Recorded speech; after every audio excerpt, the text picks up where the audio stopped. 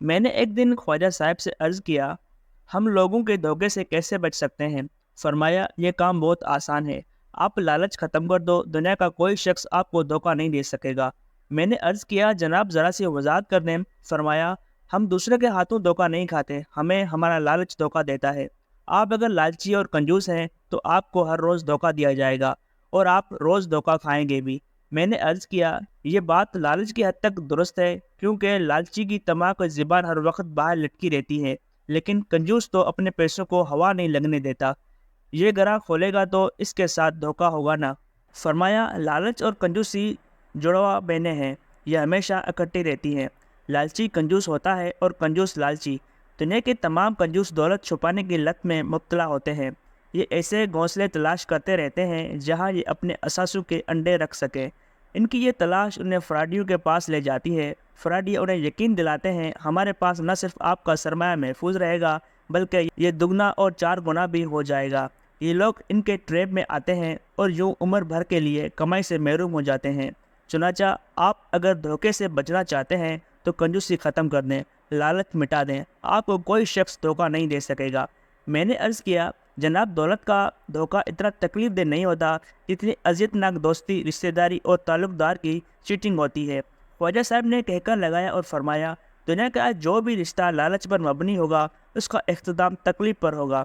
آپ رشتوں میں سے لالچ نکال دو، بیٹے کو بیٹا رہنے دو، بیٹی کو بیٹی، ماں کو ماں، باپ کو باپ، بہن اور بھائی کو بھائی، بہن اور دوست کو دوست رہنے دو، آپ کو کبھی تکلیف نہیں ہوگی۔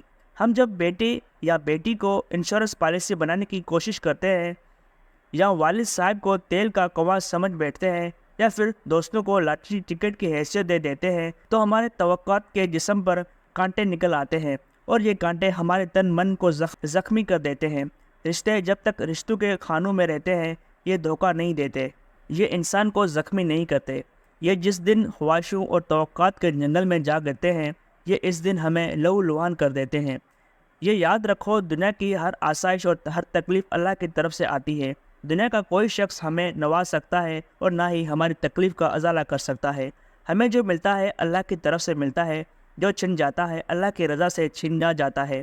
ہمارا چھینا ہوا کوئی واپس دلا سکتا ہے اور نہ ہی کوئی شخص اللہ کی مرضی کے بغیر ہم سے کوئی چیز چھین سکتا ہے، اور دنیا کے کسی شخص میں اتنی مجال نہیں وہ ہمیں اللہ کی مرضی کے بغیر نواز سکے۔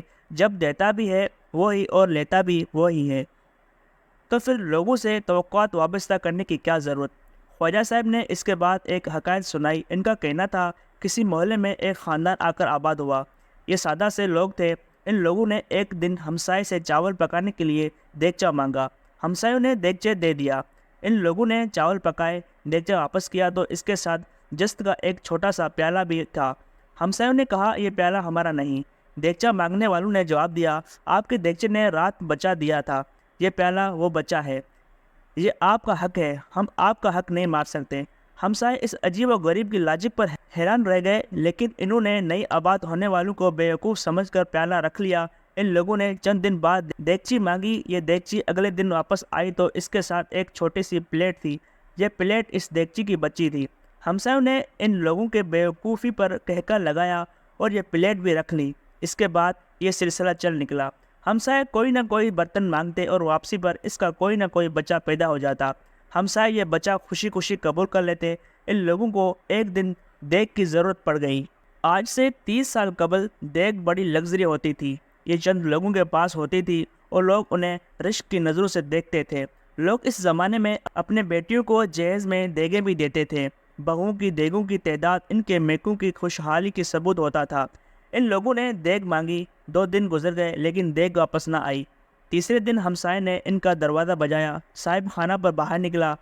دیگ کے مالک نے اپنے دیگ کا مطالبہ کیا۔ ہمسائے نے افسوس سے سر جھکایا اور دکھی لہجے میں بولا، کل رات آپ کی دیگ انتقال فرما گئی، ہم نے اسے قبرستان میں دفن کر دیا۔ دیگ کے مالک نے حیران ہو کر پوچھا، دیگ کیسے مر سکتی ہے؟ ہمسائے نے جواب دیا، جناب جیسے سارے برتن مرتے ہیں۔ دیگ کا مالک معاملے کو پنچایت میں لے گیا۔ پنچایت بیٹھی تو مدعی نے پنچایت کے ارکان سے کہا، یہ شخص کہتا ہے میری دیگ مر گئی، کیا دیگ مر سکتی ہے؟ پنچایت نے ملزم کی طرف دیکھا۔ ملزم نے نہایت ادب سے عرض کیا، میں جب بھی اس سے کوئی برتن لیتا تھا وہ برتن میرے گھر میں بچا دے دیتا تھا۔ میں اس برتن کے ساتھ وہ بچہ بھی اس کے حوالے کر دیتا تھا۔ آپ اس سے پوچھیں کیا میری بات درست ہے؟ پنچایت نے مدعی کی طرف دیکھا۔ مدعی نے ہاں میں سر ہلا دیا۔ ملزم نے مسکرا کر عرض کیا، جناب اگر کوئی برتن بچا دے سکتا ہے تو وہ مر بھی سکتا ہے، اور اس کی دیکھ کل رات رضائے الہی سے انتقال فرما گئی ہے۔ پنچایت نے کہکا لگایا اور کیس ڈسمس کر دیا۔ وہ ہمسایہ بیچارہ اپنے لالچ کے ہاتھوں مارا گیا تھا۔ برتن ادھار لینے والا بنیادی طور پر فراڈیا تھا، اور یہ دوسرے فراڈیوں کی طرح ہمسائے کا لالچ بڑھاتا رہا، یہاں تک کہ اس نے اپنا ٹارگٹ اچیو کر لیا۔ خواجہ صاحب نے بتایا، دنیا بھر کے فراڈیے لوگوں کو لالچ دیتے ہیں۔ یہ ہمیشہ چھوٹے سرمایہ کاری کے بڑا ریٹرن دیتے ہیں۔ آپ انہیں کھانا کھلاتے ہیں، چائے پلاتے ہیں، اور یہ آپ کے بچوں کو 5-10 ہزار روپے دے جاتے ہیں۔ آپ ان کے گھر چاول کی پلیٹ بھجواتے ہیں، اور یہ آپ کے گھر کیک بھجوا دیں گے۔ یہ آپ سے سائیکل ادھار لیں گے، اور جواب میں آپ کو نئی نکور گاڑی ادھار دے دیں گے۔ یہ آپ سے 10,000 روپے قرض لیں گے اور 12,000 واپس کریں گے۔ آپ اضافی 2,000 روپے کے بارے میں پوچھیں گے تو یہ جواب دیں گے، میں نے آپ کے 10,000 روپے فلاں کاروبار میں لگائے تھے، 5 دن میں 5,000 روپے منافع ہو گیا، میں نے 3,000 روپے خود رکھ لیے، 2 آپ کا حق ہیں، آپ کو دے رہا ہوں۔ یوں آپ ان کی ایمانداری کے بھی قائل ہو جائیں گے۔ ان کے اخلاص اور نیکی بھی اس کاروبار کو بھی کریڈیبل سمجھ لیں گے۔ جو 10,000 روپے کی سرمایہ کاری پر 5 دنوں میں 5,000 روپے منافع دے دیتا ہے، یوں وہ شخص آپ کے دل میں لالچ کا پہلا بیج بونے میں کامیاب ہو جائے گا۔ وہ اس کے بعد آپ سے ادھار لیتا رہے گا، آپ کو منافع دیتا رہے گا یا وقت پر پیسے واپس کرتا رہے گا، اور آپ کا اعتبار حاصل کرتا رہے گا، یہاں تک کہ آپ اسے سرمایہ کے لیے خود رقم دینا شروع کر دیں گے۔ وہ آپ کے رقم پر آپ کو پورا منافع دے گا، اور پھر ایک دن بڑی سرمایہ کاری کی موقع آ جائے گا، وہ پھولے ہوئے سانس کے ساتھ آپ کے پاس آئے گا اور آپ کو بتائے گا اس کی کمپنی جہاز خرید رہی ہے، یہ جہاز 4 دن میں پی آئی اے خرید لے گی، کمپنی کو 100% منافع ہوگا، اور یوں ہمارا سرمایہ 4 دن میں دگنا ہو جائے گا، وہ آپ کو بتائے گا۔ ہم 10 لوگ اس سودے میں سرمایہ کاری کر رہے ہیں، ہم 1 کروڑ روپے ڈال رہے ہیں، یہ کروڑ روپے 4 دن میں 2 کروڑ روپے ہو جائیں گے، اور یوں آپ اس ٹریپ میں آ جائیں گے جو اس نے مہینوں کی محنت سے آپ کے ارد گرد بنا تھا۔ آپ زیورات بیچیں گے، گھر نیلام کریں گے، گاڑی فروخت کر دیں گے، اور جیسے تیسے کروڑ روپے پورے کر کے اس کے حوالے کر دیں گے، لیکن چند دن بعد آپ کی دیکھ بھی انتقال کر جائے گی، وہ شخص آپ کے کروڑ روپے لے کر فرار ہو جائے گا، یا پھر آپ کو 1 ہفتے بعد اس جہاز کی کریش ہونے یا کمپنی کے دیوالیہ ہونے پر پھر گھر یا بینک میں ڈاکہ زنی کی اطلاع ملے گی۔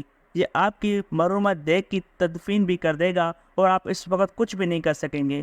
یہ دنیا کے تمام فراڈیوں کی تکنیک ہے۔